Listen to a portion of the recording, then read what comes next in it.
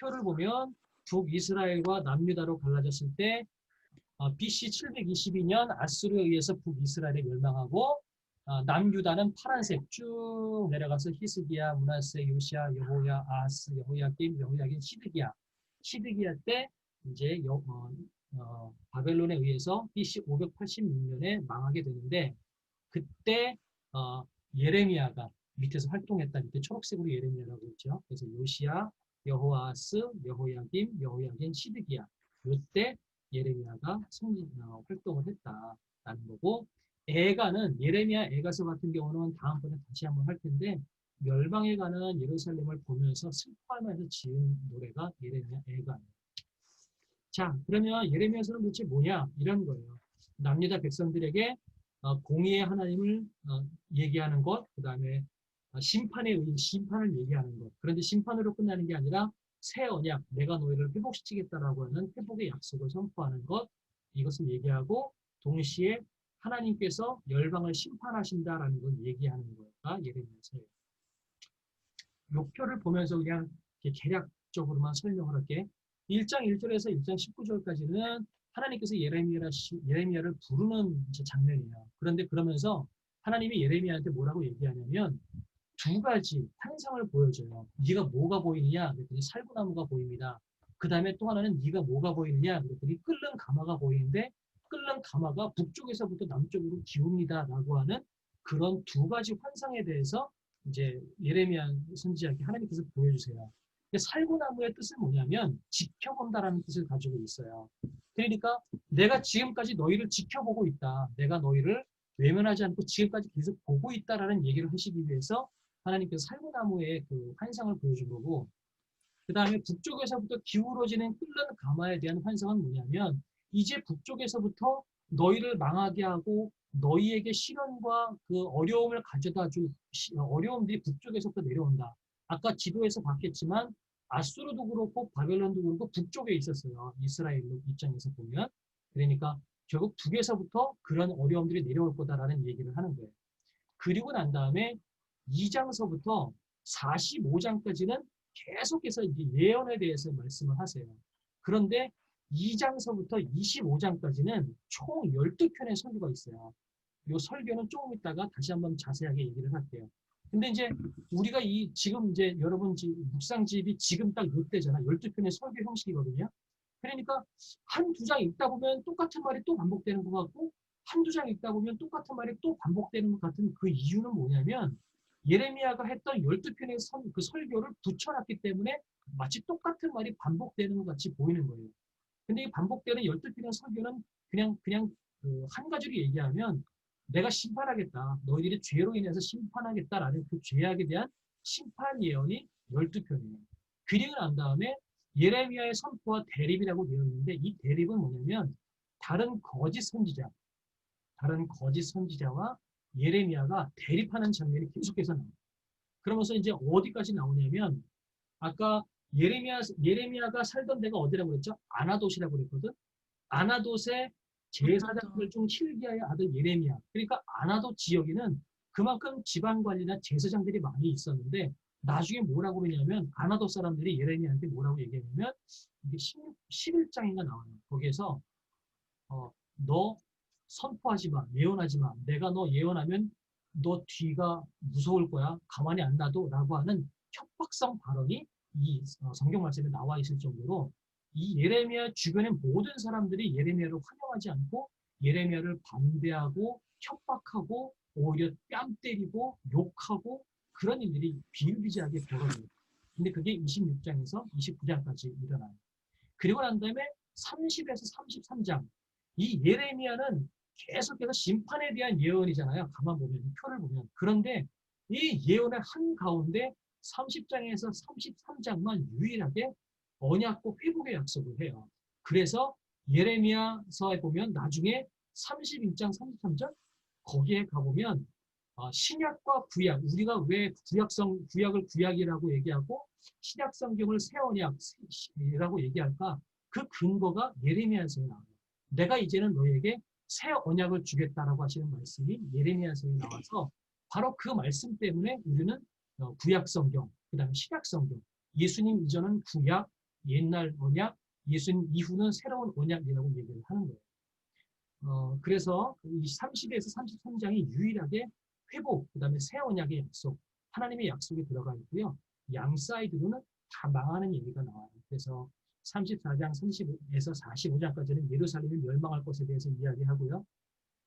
그 다음에 46장에서 51장은 아까 지도에서 봤던 것처럼 남유다 주변의 10개 나라가 다 어떻게 될 것이다. 내가 너희를 멸하겠다. 내가 너희를 심판하겠다라고 하는 남유다 주변의 10개 나라를 향한 예언이 나와요. 이게 남유다 유다 주변의 10개 나라를 향한 멸망의 예언. 애굽, 블레셋, 모압, 암몬, 에돔, 다메섹, 게달, 엘람, 바벨론 이 주변의 10개 나라를 향한 예언이 아까 얘기했던 이방 10개 나라를 향한 하나님의 예언. 이렇게 해서 하고 난 다음에 마지막에는 52장서부터 52장 같은 경우는 시드기야가 결국은 예레미야를 만나고 근데 예레미야가 바벨론에 끌려갈 겁니다. 라고 그랬더니 시드기야가 그러면 너랑 나랑 만났던 거 아무한테도 얘기하지 마. 라고 하고 몰래 성 밖으로 도망치다가 결국은 바벨론의 군사한테 붙잡혀서 두 아들이 죽고 시드기야가 빼앗기고 시드기야가 두 눈이 뽑혀서 포로로 잡히고 예루살렘이 파괴되는 것까지가 나오는 게 52장까지의 이야기예요. 이게 이제 전체에 대한 이야기인데, 그럼 아까 이제 2장서부터 25장까지 간혹은 헷갈리기도 하고 막 그러거든요. 이 헷갈릴 수밖에 없는 게, 이게 시대 순으로, 이게 순서상으로 나열된 게 아니기 때문에 마치 똑같은 얘기가 반복되는 것 같기도 하고 뭔가 헷갈리기도 해요. 그래서 사실은 이사야서하고 예레미야서는 정말 어려운 책이기도 해요. 예언서 중에서도 대예언서, 소예언서라고 얘기할 때 이사야가 66장까지 있잖아. 이사야가 66장까지 있고 그 다음에 예레미야가 52장까지 있어요. 그러니까 예레미야하고 이사야서를 대예언서라고 얘기해요. 이게 뭔가 혹자는 선지자가 사역한 기간이 긴 사람을 대예언서라고 얘기하기도 하고 이 쓴 책의 분량이 긴 거를 대예언서라고 얘기하기도 한다. 이렇게 얘기하기도 하는데 아무튼 어느 게 맞는지는 모르지만 중요한 거는 그만큼 예레미야서는 길어요. 그 다음에 다니엘서도 길고 다니엘서는 우리나라 성경책으로는 그렇게 길지 않은데 실제로 히브리어 성경책으로는 굉장히 길어요. 그래서 다니엘도 대예언서로 이야기를 해요. 아무튼 그래서 이렇게 얘기하는데 그러면 12개의 설교가 이렇게 돼 있어요. 2부 남유다를 향한 예언들에서 12개의 설교가 쭉 나와요. 남유다 범죄에 따른 심판, 죄악을 답습하는 남유다, 외식적 예배와 우상 숭배, 하나님과의 언약, 두 가지 비유, 뭐 가뭄 이런 얘기를 하는데 그럼 이 각각의 설교가 어느 때냐? 보면 요시야 왕 때 1번부터 7번까지가 12개의 설교 중 1번부터 7번까지가 요시야 왕 때 설교, 8번은 여호야김이죠. 그 다음에 9번도 여호야김이에요. 그죠? 그 다음에 9번, 10번, 11번은 시드기야 왕 때 속해 있는 거고. 이렇게 시기마다 그 본문이 정해져 있는 시대적 배경이 달라서 약간 보면 헷갈리기는 해요. 그래서 이것 같은 경우도 나중에 PPT를 보면서 혹시 조금 더 그 상황을 좀 이해하고 싶은 사람들은 이 PPT를 펼쳐보면서 내가 오늘 묵상하는 게 과연 어느 때인가, 누구를 배경으로 얘기하는 걸까, 이런 것들을 이렇게 보면 이해가 될 수 있을 것 같아요. 그래서 이렇게까지 되어 있어요. 그래서 각 본문마다 그 본문이 해당하는 왕이 어떤 때인지가 나와 있어요. 아까 얘기했던 31장 회복에 대한 말씀을 한다고 그랬잖아. 여호와의 말씀이 새 언약을 맺으리라.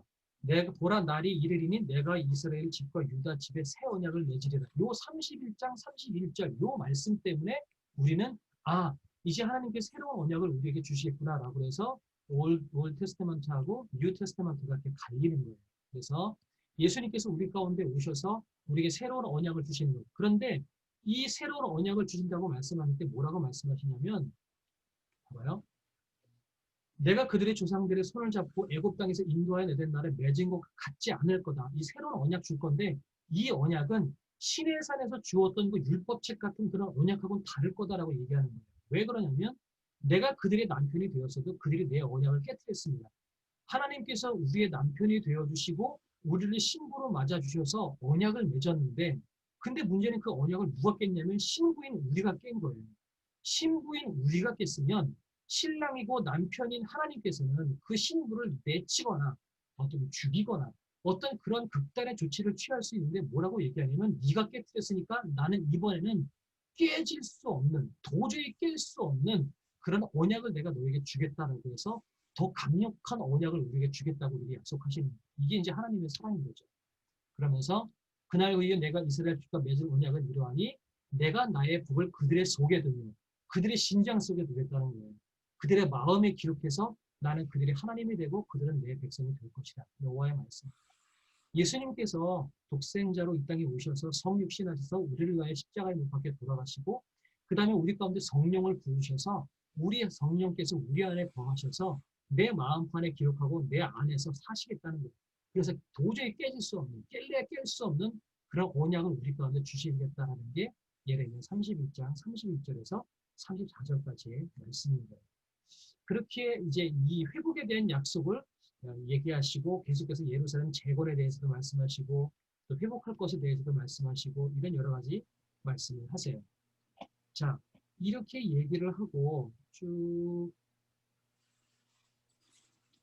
이거 보면 알 수 있을까? 설명했던 것들이 쭉 나와 있는데 이거는 그냥 참고 삼아서 한번 보세요. 그런데 오늘 내가 지금 이제 여러분하고 좀 얘기하고 싶은 거는 이거예요. 자, 선지자의 삶이 과연 뭘까? 이제 이거를 이제 한번 고민해 보자는 거죠. 이제 우리가 그런 거 있잖아요. 예수 믿으면 복 받고 잘 된다. 이런 생각을 많이 하잖아요. 그리고 하나님의 사람들은 어쨌든 하나님께서 끝까지 책임진다라고 얘기하는데 그러면 과연 정말 하나님의 사람을 하나님께서 끝까지 책임지신다라고 할 때 그게 과연 뭘까? 하나님의 사람으로 살아가는 게 과연 뭘까? 이걸 한번 고민해 보자는 거죠. 자, 예레미야는 아까도 얘기했지만 청년 때에 나는 아이라 말할 줄을 모릅니다라고 했지만 하나님께서 내가 널 지킬게 라고 얘기해서 예레미야를 불렀어요. 그러면 그 성경책 곳곳에 보면 지난 교회 설교 때처럼 이사야 선지자를 불렀던 거하고 예레미야 선지자를 부른 거하고 하나님의 부른 양태가 좀 달라요. 이사야 선지자는 천사들을 만나고 났을 때 와 내가 죽게 되었다라고 했을 때 스랍들이 천사들이 부지깽이 숯불을 갖다가 이사야 선지자 입에다 대고선 그 입을 지져줘서 자 이제 네 입이 거룩했다라고 얘기하면서 이제 네가 나가라라고 얘기를 했거든. 그렇게 얘기했어요. 근데 예레미야 선지자는 하나님께서 예레미야 선지자를 직접 부르시고 내가 너를 선택했다. 내가 너와 함께 할 거다. 계속 그 말씀을 1장에서만 4-5번을 반복해서 하신 거예요. 그러니까 예레미야 선지자도 맞아. 하나님이 불렀어. 이 말도 하나님이 내 입술에 담아준 말이지 내가 하는 말이 아니야 라고 하는 그런 하나님께서 하셨다. 하나님의 주권에 대한 자의식이 예레미야 선지자는 강하게 있는 거예요. 그러니까 어려움 가운데에서도 예레미야 선지자는 40년의 사역을 잘 마무리할 수 있었지. 그러면 이제 물어볼게요. 예레미야 선지자가 성공한 선지자일까요? 실패한 선지자일까요? 우리가 생각하기에는 뭐 성경책이 있으니까 우리는 답을 알고 있지. 성공한 선지자다라고 우리는 얘기할 수가 있겠죠. 그러면 과연 성공한 선지자일까라고 하는 거예요. 자 보세요. 예레미야 선지자는 선지자로서 해야 될 건 뭐냐면 너희 이렇게 살면 망할 거야 라는 이야기를 했어야만 됐어요. 그 얘기는 뭐예요? 그렇게 살지 말고 돌아오라라는 얘기를 계속해서 예레미야 선지자가 한 거거든. 40년 동안. 근데 결국은 한 명도 안 들어왔어요. 정말 단 한 사람도 예레미야 선지자의 이야기를 듣고선 돌아온 사람이 없어요. 목회자로 따진다면 내가 주일을 위해서 교회를 개척하고 열심히 주일을 해야지 라고 해서 개척했는데 평생도록 단 한 명도 안 온 거예요. 그게 예레미야 선지자의 사역이었어요. 그러면 그렇게 밖에서 그렇게 모든 사람들이 더군다나 아까 얘기했던 것처럼 자기 고향 사람들도 너 얘기하면 죽어, 얘기하면 가만 안 놔둬 라고 협박할 정도였어요. 모든 선지자, 선배들, 모든 주변 사람들이 예레미야 선지자를 배척하고 욕하고 마치 예수님을 뺨 때리고 십자가에 못 박았던 그 나사렛 백성 이스라엘 사람들처럼 지금 예레미야 선지자가 얘기하는 것에 대해서 모든 사람들이 배척하고 반대를 했고 단 한 사람도 안 돌아왔어요. 그렇다면 집에서라도 뭔가 그런 거 있지. 모든 사람들이 반대해도 내가 사는 집안에서 누구 한 사람이라도 나를 위해서 지지해주고 나를 살려줄 만한 사람이 있으면 좋을 텐데 그런 마음이 들면 좋겠는데 예레미야는 그것도 없었어요. 아까 내가 잠깐 얘기했던 것처럼 예레미야는 독신으로 살았어요. 왜 독신으로 살았냐면 예레미야 16장에 보니까 16장 1절에서 4절까지 말씀해 보면 이렇게 돼 있어요. 너는 이 땅에서 아내를 맞이하지 말며 자녀를 두지 말지니라. 이곳에서 낳은 자녀와 이 땅에서 그들을 해산한 어머니와 그들의 낳은 아버지에 대하여 여호와께서 이렇게 말씀하시니 그들은 독한 병으로 죽어도 아무도 슬퍼하지 말지며 묻어주지 않아 지면의 분토와 같을 것이며 이렇게 얘기하고 있어요. 그게 무슨 얘기냐면 너 결혼하지 말고 애기도 낳지 마. 왜냐하면 네 땅은 멸망할 거고 나중에 네가 부인을 삼고 아이들을 낳는다 할지라도 나중에 바벨론이 너희 나라를 침략하면 다 가로로 만들어 버릴 거고 그 다음에 너희 시신을 땅에 묻지도 못할 거야. 그렇게 처참한 그 나라가 될 건데 그 나라를 위해서 너는 지금 슬퍼하고 애곡해야 될 때지 결혼도 하지 마라고 얘기한 거예요. 예레미야 선지자는 독신으로 살았어요. 그 다음에 에스겔 선지자는 어떻게 살았냐면 에스겔 선지자는 포로로 끌려간 바벨론 포로로 끌려가는데 포로로 끌려가면서 자기 아내가 죽어요. 그러면서 에스겔 선지자는 어떻게 하냐면 하나님이 뭐라고 말씀하시냐면 너는 내가 말하는 것만 말해라고 얘기해서 에스겔 선지자는 하나님이 예언하시는 말씀을 주셨을 때만 얘기했고 사적인 대화를 못했어요. 자, 말벙어리처럼 살아갔던 에스겔 선지자. 부인도 없이 자녀도 없이 홀로 독신으로 그렇게 우리나라가 망할 거라는 망함을 선포해야 되는 예레미야 선지자. 그래서 어느 누구한테도 환영받지 못했던 예레미야 선지자. 호세아 선지자는 어땠는지 알죠? 창기, 음녀와 결혼을 했어요. 결혼을 했는데 자기 부인은 계속해서 다른 남자를 찾기 위해서 밖으로 나돌아다녀요. 그럼 그럴 때마다 호세아 선지자는 데리고 와서 그 여자를 자기 집으로 데려오면 또 집을 나가요. 근데 하나님께서 그 고멜 창녀를 너 아내로 맞이해라. 그러면서 뭐라고 말씀하시냐면 이스라엘 향한 내 마음이 이렇다. 네가 그 마음을 알기를 원한다라는 마음으로 호세아에게 그 창녀와 결혼하라고 얘기해요. 자, 이 선지자의 삶이가 이런 모양들인 거예요. 창기와 결혼해서 집 나가는 여인을 바라봐야 하는 아픔을 가지고 살아가는 선지자. 자기 부인이 죽고 난 다음에 하나님께서 입술에 담아주신 얘기 말고는 말을 하지 못했던 선지자. 예레미야 선지자는 결혼하지 못하고 평생 독신으로 살았고 평생 하나님의 말씀을 예언했지만 어느 누구도 환영하지 못했고 그리고 단 한 명도 회개하고 돌아온 사람이 없어요. 그러면 과연 이 선지자들은 과연 성공한 사람이냐라고 얘기하는 거예요. 그러면 하나님의 사람으로 살아가면서 하나님께서 이 땅에 있는 사람한테 우리에게 원하시는 게 뭘까라는 질문을 하게 되는 거죠. 뭘까요?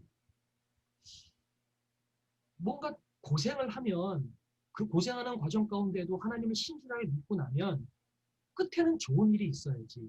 잘 되는 일이 있어야지. 우리는 항상 그런 생각을 가지고 있잖아요.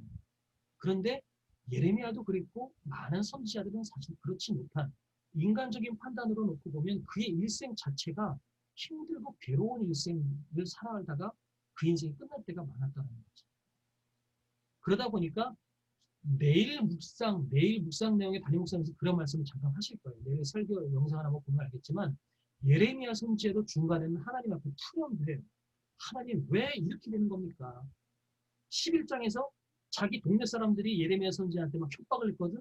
그 얘기를 듣고 나니까 12장 되면 예레미야 선지자도 하나님한테 푸념을 해요. 하나님 도대체 이게 뭡니까? 이렇게 푸념을 하게 돼요. 그런데 결국은 예레미야 선지자는 40년의 사역을 마무리했어요. 이 예레미야의 삶을 통해서 우리에게 주는 도전은 이게 좀 우리에게 충격이기도 하고 이것을 이야기하는 나도 이것이 섣불리 공감이 안 됐으면 좋겠다는 마음이 드는 게 뭐냐면 하나님이 우리에게 원하시는 것은 잘 사는 거나 성공하는 거나 아니면 인생이 역전된다거나 그게 하나님의 관심이 아니라는 거예요.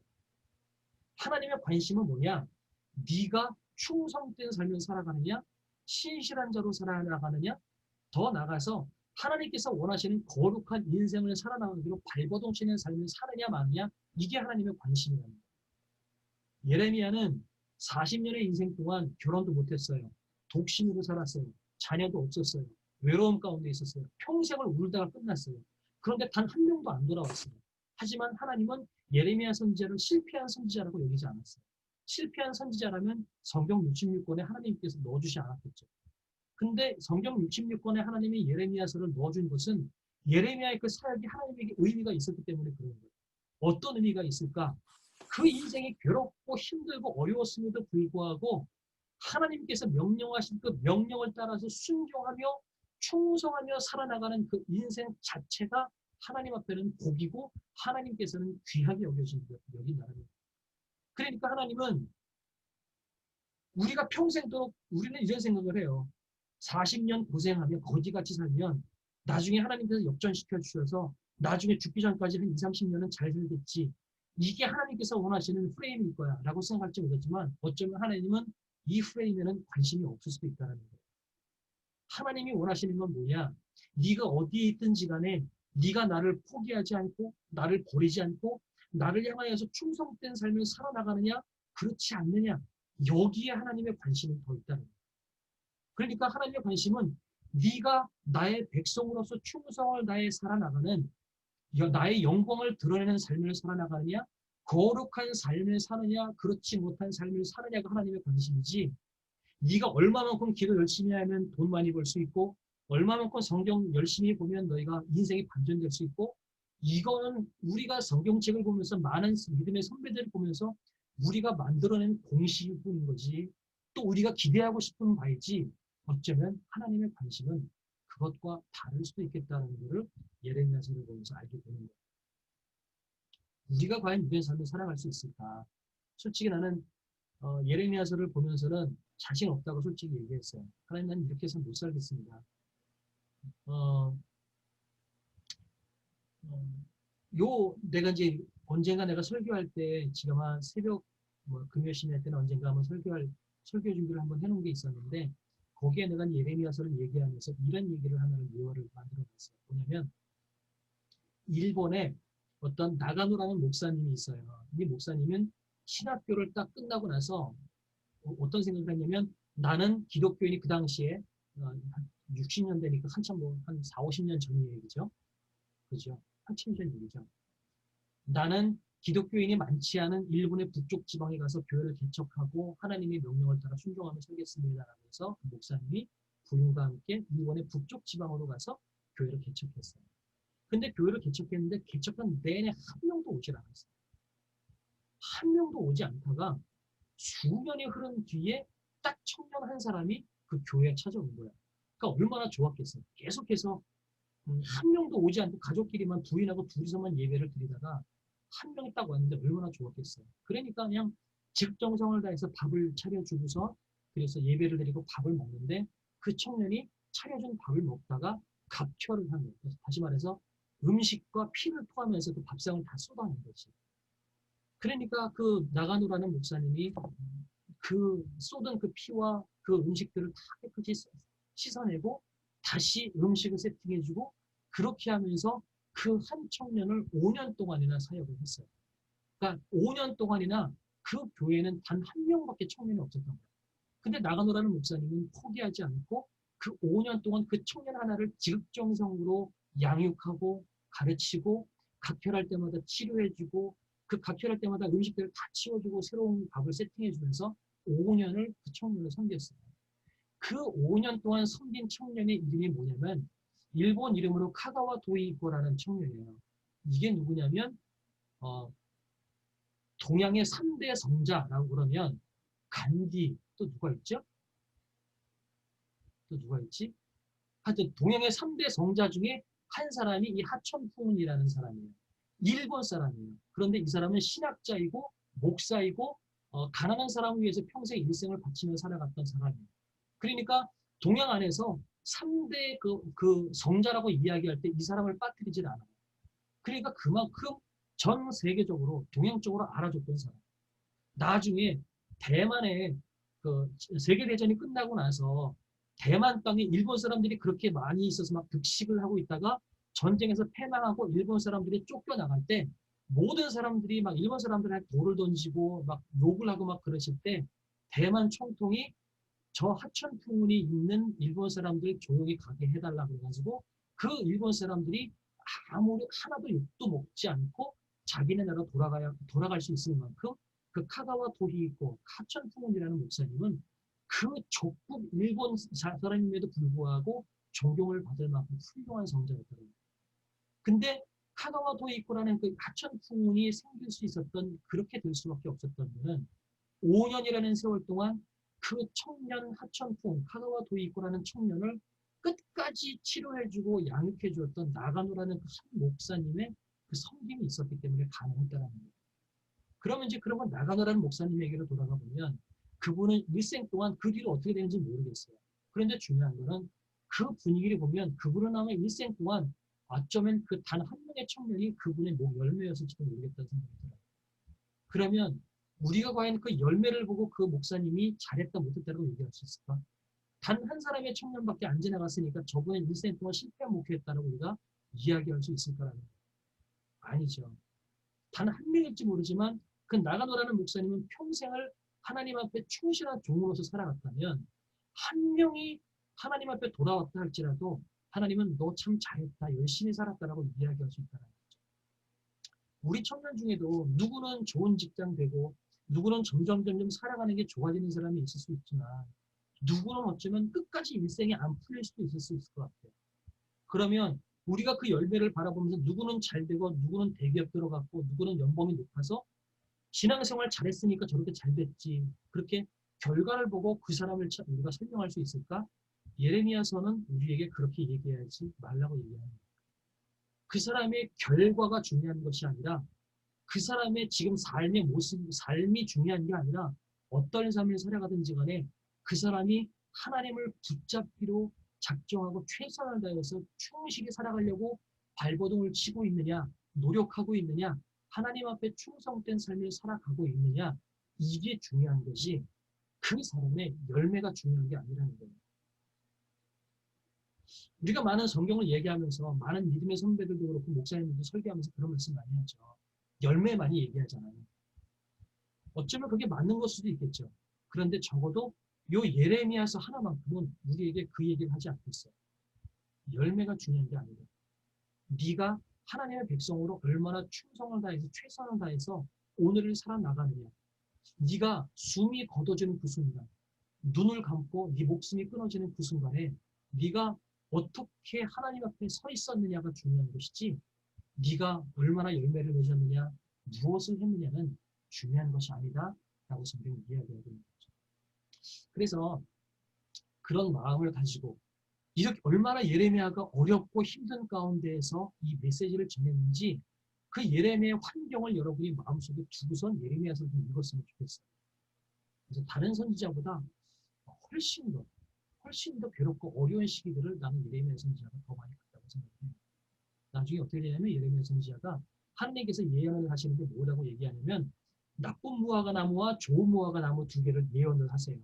근데 뭐라고 얘기하냐면 좋은 무화과 나무는 뭐냐? 바벨론의 포로로 끌려갔다가 다시 돌아와서 이스라엘을 재건하는 사람들은 좋은 무화과 나무다라고 이야기를 하세요. 근데 나쁜 무화과 나무는 바벨론의 포로로 끌려가지 않고 이스라엘 땅에 그대로 남았다가 결국은 거기서 죽게 될 사람들은 나쁜 무화과 나무야 라고 하나님께서 굳이 비교를 해서 좋은 무화과 나무와 나쁜 무화과 나무를 하나님이 예언하세요. 이거를 예레미야를 통해서 예언하셨는데 이것을 예언한 예레미야는 어떻게 하냐면 이 바벨론의 왕인 느부갓네살 왕이 호의를 베풀어서 예레미야한테 너 바벨론으로 같이 가자. 바벨론으로 가면 내가 너를 호의를 베풀어서 내가 너만큼 고생하지 않게 살게 해줄게 라고 느부갓네살 왕이 예레미야에게 호의를 베풀어요. 그런데 예레미야는 아닙니다. 나는 이 땅에 남아서 내 땅 백성들이 망하는 것 같이 그것들을 지켜보겠습니다라고 얘기해서 자기 스스로 나쁜 무화과 나무가 되기를 자처해서 이스라엘에 남아요. 남아서 이스라엘이 망하는 것들을 다 보고 나중에는 애굽으로 가서 애굽에서 사실 죽었다고 얘기를 해요. 그러니까 예레미야는 그게 끝까지 결국은 뭐라 그럴까요? 하나님의 마음을 가지고 어려운 길, 좁은 길을 자초하다가 간 사람이에요. 그런데 하나님이 그 예레미야 선지자를 통해서 굉장히 하나님의 마음을 가지고 있다고 생각을 하는 거죠. 그러니 하나님께서 예레미야를 귀히 여기셔서 그런 열매를 가지고 있음에도 불구하고 예레미야서를 하나님께서 대선지자로 그렇게 많은 분량을 할애해서 넣어주신 것이 아닐까 하는 생각이 들어요. 그래서 오늘 여기까지 마무리하면서 그 예레미야의 마음, 하나님의 마음을 가지고 힘겹고 어려운 길을 자초해 갔던 그 예레미야의 마음을 우리가 같이 품으면서 이때 예레미야가 어떤 마음이었을까, 어떤 심정이었을까, 이것들을 생각하면서 말씀을 보면 우리가 조금 더 그 예레미야의 마음이 조금 더 전달될 수 있을 것 같고, 예레미야를 통해 이입되는 하나님의 마음이 또한 전달이 될 수가 있을 것 같아요. 그리고 오늘 묵상할 때 보면 아까도 보여줬던 그 표를 보면서 지금 요 묵상 내용이 요 설교 본문이 몇 번째 설교일까, 어느 왕 때 누구를 대상으로 한 걸까, 이것들을 보면서 이렇게 보면 묵상할 때 훨씬 더 도움이 될 수 있을 것 같다는 생각이 듭니다. 우선 여기까지 하고요. 딱 1시간 됐습니다. 예, 좋습니다. 그래서 그런 마음을 가지고 계속 묵상했으면 좋겠고, 뭐 광고할 거 뭐 없을까? 박 목사님 뭐 광고할 거 없을까요? 항상 뭐 광고할 거 우리 없나? 광고할 거는 없나? 네, 없는 것 같습니다. 이사야 필사, 이사야 필사, 아, 이사야 필사 하고요. 그 다음에 그 예레미야를 필사하자 그러면 또 어렵다고 그러겠지? 이사야도 마무리가. 이사야 필사 마무리합시다.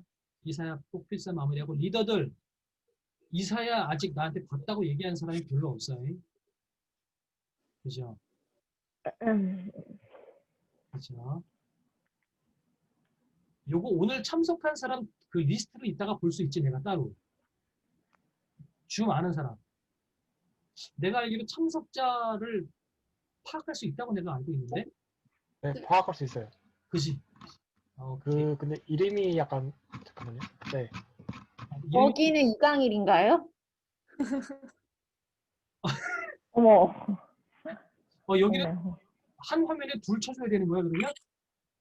강일이하고 지금 저기 태준이하고 둘 쳐줘야 되는 거지? 네네. 유림이 아이폰에는 유림이랑 아림이가 같이 혹시 있지 않을까? 아니겠지? 아림이 아까 따로 들어오는 것 같던데? 그래? 아림이 따로 들어왔구나. 오케이.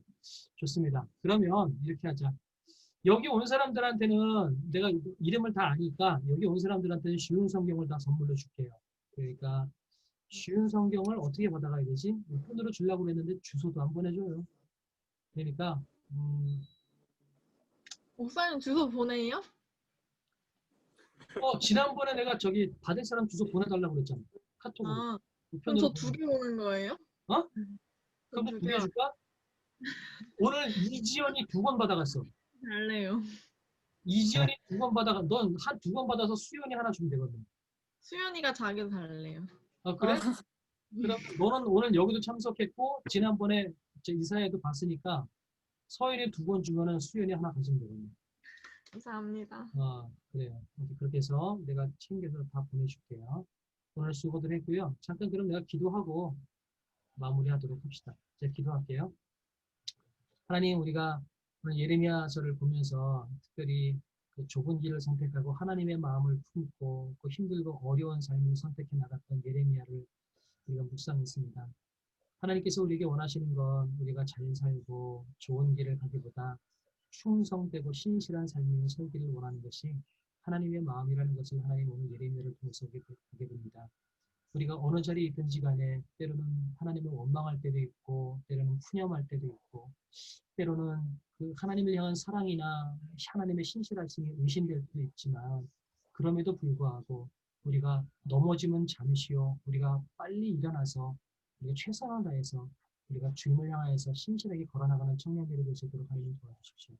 그래서 우리가 내 인생 마치고 내가 숨을 거두는 그 순간에 하나님 내가 좋은 열매를 맺지 못했을지 모르지만 하나님 앞에 충성되게 살려고 노력했습니다라고 고백할 수 있는 그런 우리 한 사람 한 사람이 될 수 있도록 하나님 도와주십시오.